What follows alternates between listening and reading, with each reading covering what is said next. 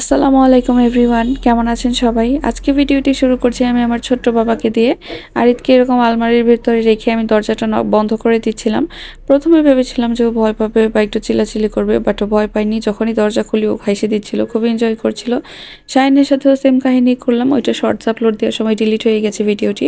তো এখানে বেশ কিছুক্ষণ এনজয় করার পর আমরা শাওয়ার নিয়ে বের হয়েছি আজকে দুপুরেরও অনেক পরে, সকালে আর বের হওয়া হয়নি। তো এই যে আমরা রেডি হয়ে গেছি, এখন বের হব।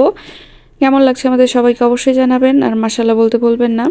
তো কলাতলি বিচে যাওয়ার সময় এরকম একটা বার্মিজ মার্কেট পড়ে, এটা নতুন হয়েছে। তো এখানে ঘুরে ঘুরে সব কিছু দেখছিলাম। এখানে জুয়েলারির দোকান আছে, ড্রেসের দোকান আছে, কসমেটিক্সের দোকান, চকলেট, আচার, সব কিছুর দোকান আছে এখানে। তো এখানে ঘুরে ঘুরে দেখছিলাম আর কি। এখানে একটা রিয়াল পার্লের দোকানও ছিল, তো এখানে গেলাম। ওরা বলছিল যেহেতু আজকে আমাদের অ্যানিভার্সারি, আমাকে এখান থেকে কিছু নিতে, বাট কিছু পছন্দই হচ্ছিল না।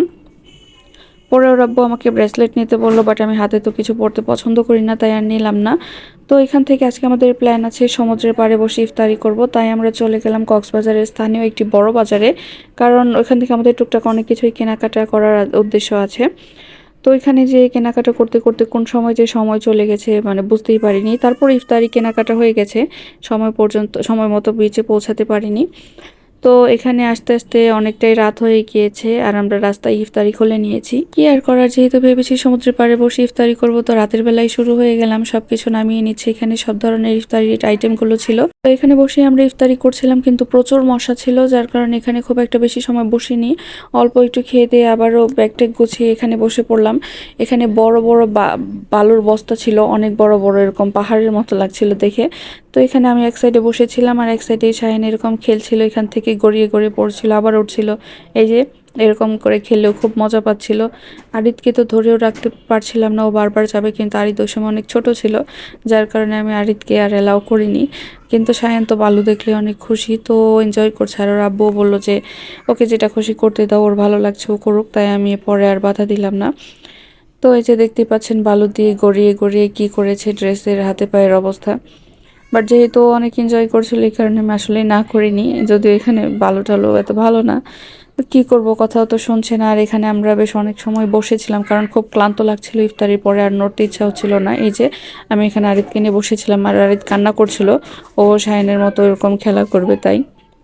আর এই যে এই জায়গাটা এরকম সুন্দর, থাক থাক থাক সিঁড়ির মতো, আর চারপাশে এই যে এখান থেকে বীচ দেখছিলাম আর বসেছিলাম বেশ কিছুটা সময়। পরে ওইখান থেকে উঠে গেলাম, ওইখানেও মশা আসছিল প্রচুর, আর রাত হয়ে গেছে এই কারণে মনে হয় মশা টশা আসছিল অনেক, আর কুকুরও আসছিল বারবার। তো বাচ্চাদের নিয়ে এদিকে চলে আসলাম। এদিকে বিভিন্ন দোকান আছে বীচের চারপাশেও, কসমেটিক্সের দোকান, এরকম ইসের দোকান, এগুলো টুকটাক জিনিস দেখছিলাম। দেখতে দেখতে এই যে এদিকে চলে আসলাম। এদিকেও বেশ অনেক সুন্দর সুন্দর জিনিস ছিল। এদিকে যে যে লম্বা লম্বা ঝাড়ের মতো, এগুলো খুব সুন্দর ছিল, এক এক জায়গায় এক একটা ছিল। তো এই যে এরকম সুন্দর সুন্দর জিনিস ছিল এখানে, এগুলা এই যে দেখছিলাম। বড় বড় এই যে শামুকগুলো ছিল এখানে, আচারের দোকান ছিল, কিসের দোকান ছিল। পরে আমরা গেলাম মারমেইডে। ওইখান থেকে প্রায় খুব একটা দূরে না, বিচের থেকে। মারমেড রেস্টুরেন্টটা বেশ বড় সুন্দর। আর আমার ফোনটা যে ঝাপসা হয়েছিল, এটা আমি আসলে খেয়ালই করিনি। কেক কাটাকাটি সবই আসলে ক্যান্সেল হয়ে গেছে, মানে সব কিছুই প্ল্যান উলটপালট হয়ে গেছে। তো আমরা ওই যে বড় বাজারের ওই দিকে ছিলাম, ওইদিকে আমাদের অনেক টাইম চলে গিয়েছিল। তারপরে ক্লান্ত ছিলাম, কেকের কথা আসলে তখন মাথায় ছিল না। তো পরে মারমেড রেস্টুরেন্ট এটা দেখতে পেলাম, বেশ বড়, ভালো, সুন্দর দেখে মনে হলো। তো এখানে আসলাম, আর যেহেতু বললাম যে রোজার সময় এসেছি, কেউই কিন্তু ছিল না। তিনজন লোক ছিল, আমরা আসলাম যখন তারাও পরে চলে গিয়েছিল।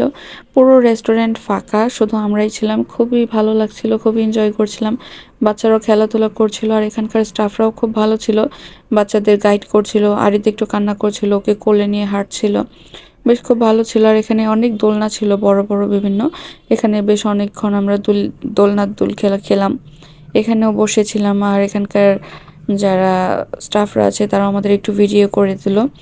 পরে আমাদের এই যে খাবার চলে এসেছে, এখানকার খাবারটাও বেশ মজার ছিল।